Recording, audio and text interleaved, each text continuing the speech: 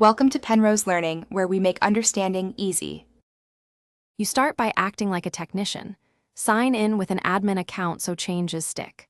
Once signed in, open Device Manager using Win+X and select Device Manager. You're looking for human interface devices and specifically HID-compliant touchscreen. If it's disabled, right-click and enable it now.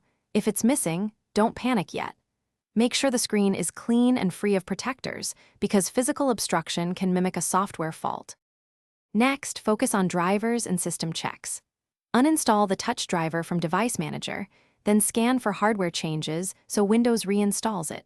Once done, reboot. While restarting, run Windows Update and the built-in hardware and devices troubleshooter to fetch firmware fixes. If problems persist, reboot into BIOS or UEFI and confirm the touchscreen/digitizer is enabled. Some laptops let you toggle it. Calibrate the touch input in Control Panel after drivers are healthy, because calibration resolves offset or scaling issues. Finish by restarting the laptop and testing several touch points, swipes, and pinch gestures to verify full functionality.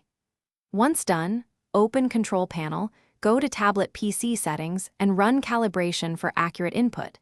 Make sure display scaling isn't interfering. If the touchscreen still misbehaves, use System Restore to a known good point, or run your laptop maker's diagnostic utility.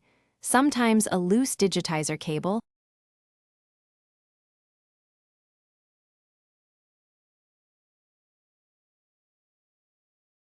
Thanks for watching. If this was helpful, leave a like and consider subscribing. See you next time.